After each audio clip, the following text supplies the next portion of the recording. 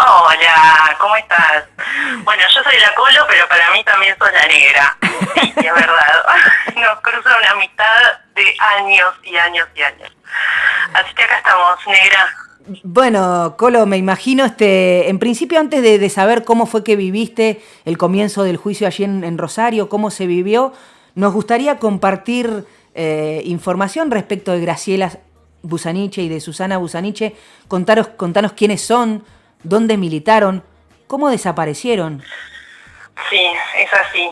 Bueno, nada, son mis dos tías, hermanas de mi papá, José Usanite, y Susana Usanite tenía 33 años y nada, era maestra de preescolar en Santa Fe.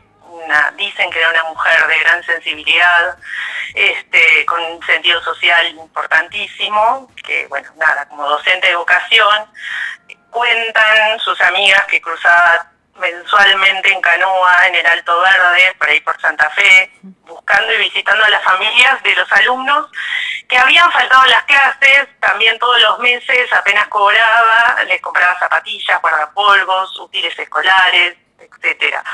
Pero nada, era maestra y comenzó su militancia en Santa Fe, después se fue a Rosario. También militaba en Montoneros, y en 1970 a 1975 estuvo en La Plata, donde también ahí sufrió su primera intervención en un operativo junto a 5 compañeros. Fue detenida, atravesó la cárcel, atravesó torturas, se logró poder a través de contactos salvarla, pero no se dio y continuó militando en Rosario hasta que después, bueno, se fue de la organización Montoneros. Se pierde un poco el rastro y el 19 de agosto, que fue una de las últimas veces que la vieron, ya estaba con mi tía Graciela viviendo. Y mi tía Graciela también está desaparecida. Ella era 29 años, tenía cuando desapareció. Era asistente social. Tenía mucha militancia en los barrios de la zona sur y oeste de Rosario. Ella también nació en Santa Fe, es una familia de Santa Fe, 9 hermanos. Y su compañero Pedro Delgado, que también era montonero en la logística de Rosario, y también desapareció ahí junto a ella. Todas comenzaron en la iglesia del Tercer Mundo, y mi tía Graciela estaba embarazada, según lo que habían contado mis tías y la familia de Pedro Delgado, que Pedro Delgado era el compañero de mi tía Graciela. Se cree que estaba embarazada de 3 o 4 meses, eso estamos seguros, porque de los dos lados, tanto de la familia de Pedro Delgado, como de mi familia, de mis tías, nada, ella pudo contar, y hay como declaraciones también que una de las hermanas de Pedro Delgado le había dado ropa para su hija o hijo. Así que nada, o sea, la seguridad de que esté embarazada la tenemos, la seguridad de que haya nacido o no nuestro primo o prima que estamos buscando, no sabemos cuál fue su destino. Pero bueno, todos, digamos, como católicos, como gran católicos de la familia, abrazaron toda la iglesia de los pobres. Digo, Graciela, por los dichos de la familia, dicen que era como muy graciosa, muy divertida, era muy buena, dicen que era muy parecida a mí, por eso también a veces colgamos fotos o hago algunos micros como para también que se vea algo reflejado en características, también. Pero bueno, nada, ahí se enamoraron con Pedro Delgado. Y permitime que recién estaba como recordando también algo que por ahí es importante contarlo, decirlo, cómo era todo macabro la historia de estos genocidas.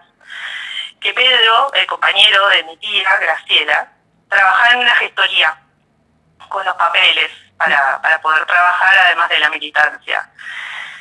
Y en esa gestoría empezó a aparecer un linchera, ¿no? Digamos, como una persona que no había tenido como las mismas oportunidades que podemos tener nosotros o ellos, que se acercaba como constantemente a la gestoría y ellos empezaron desde lo que los nucleó, digamos, de intentar un mundo más justo, un mundo igual para todos, en donde se piense que la pobreza no es un hecho natural, sino que es una realidad social desigual.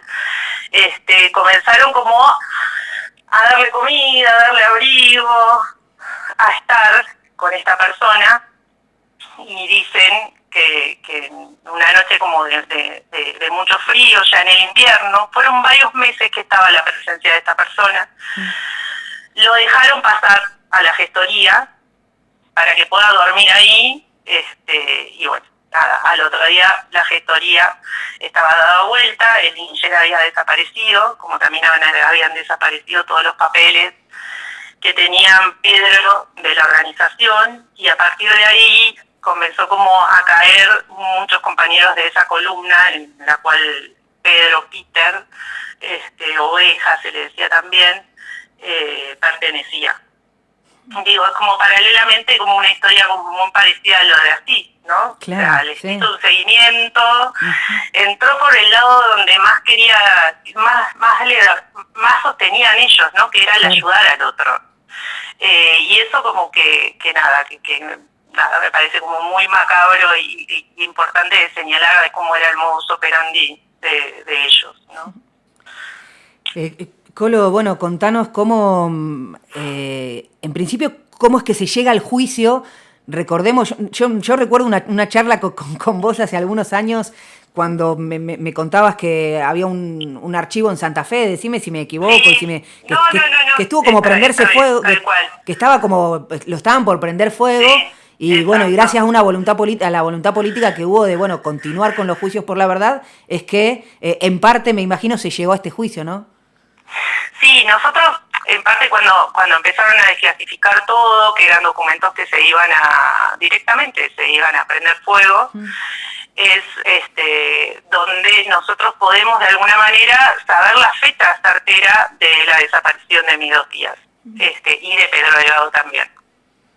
Digo, porque tiene que ver con el informe Sotera. El informe Sotera era un informe que se le dice por un autor de un genocida, que lo que hacía era reflejar los objetivos. Era un informe secreto donde indicaban cómo estaba armada la estructura de los montoneros, las células, oeste, sur, digamos, cómo era el mapeo de Rosario, y a partir de ese informe era donde se pueden como esclarecer tanto la participación del ejército de Rosario, del Comando Segundo, y la suerte de cada una de las víctimas, porque ahora estamos en la radio, pero digamos, si se puede ver, ese informe es donde empiezan como a poner los nombres, las alias. El A era como que ya estaba asesinado, y en donde nosotros pudimos obtener el allanamiento del lugar donde ellas estaban guardadas, que era el pasaje de Armendia 419 bis.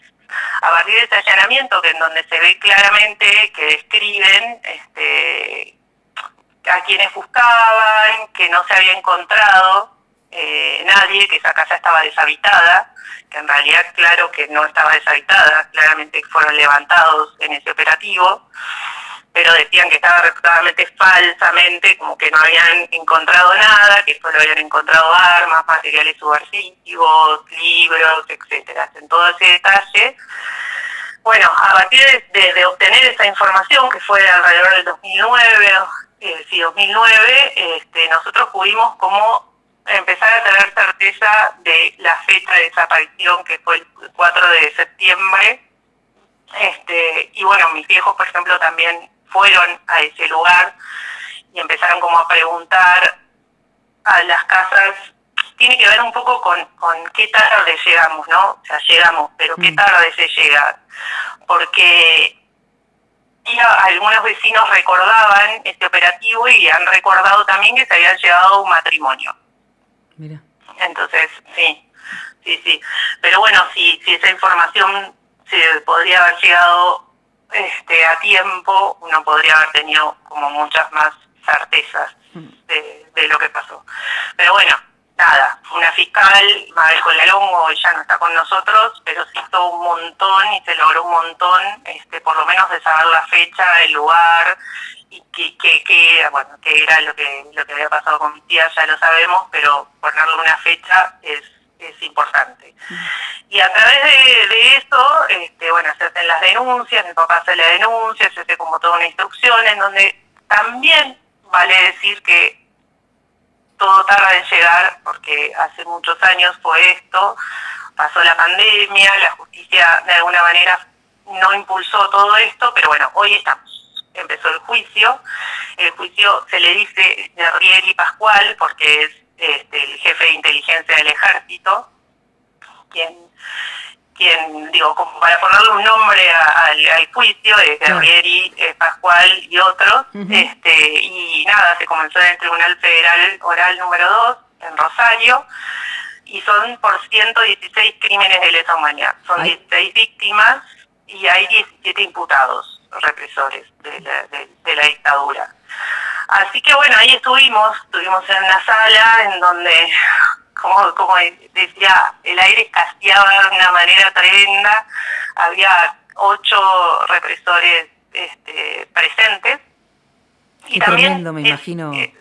Sí, fue duro, porque nada, era un vidrio, nos separaba de ellos, en ningún momento nada, empezó a las 10 de la mañana y terminó a las 5:30, en ningún momento se dieron vuelta, en ningún momento miraron, en ningún momento giraron la cabeza,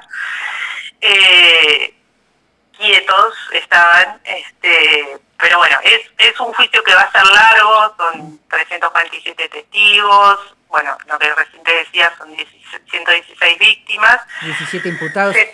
¿Qué es lo 17 imputados, sí. Lo que se espera es, que todos los lunes se va a hacer, ¿por qué? Porque el tribunal está compuesto por jueces de otras localidades cercanas a Rosario. Entonces, la idea es que se comenzó con una jornada de lectura de cargos, así que se llegó al número 62 de víctimas.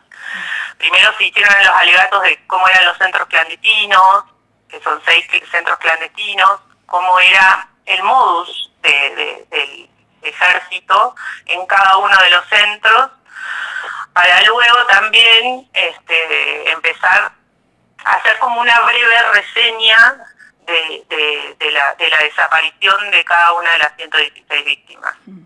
También había una sala, un anexo, en donde los familiares, amigos, la gente que se podía acreditar, los militantes, los organismos de derechos humanos, en donde había una pantalla que se podía seguir el comienzo de estas lecturas de cargos, estuvo la participación de organismos de derechos humanos, de hijos, de APDH, militantes, familiares,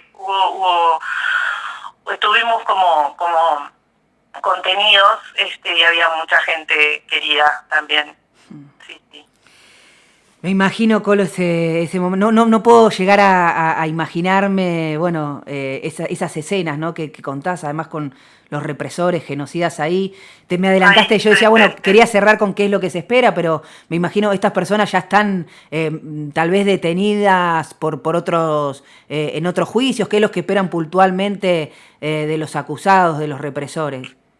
Sí, exacto. Casi todos, bueno, y también vale decir que hay muchas personas que han ya estado represores que ya fallecieron. Claro. ¿No? Digo, hace 45 años que estamos esperando estar sentados ahí.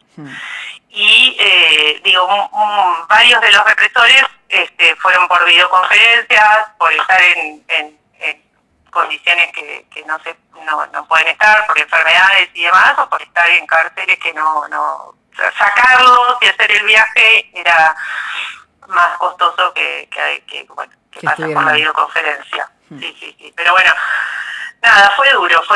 Antes del arranque me estaba acordando que el defensor público, antes de que empiece la secretaria a hacer todo la imputación, el defensor público de ellos reclamaba garantías para sus defendidos, atento a haber sido personas mayores, que haya audiencias más reducidas, que se puedan levantar para ir al baño, que puedan hacer los seguimientos por audiencia por videoconferencia.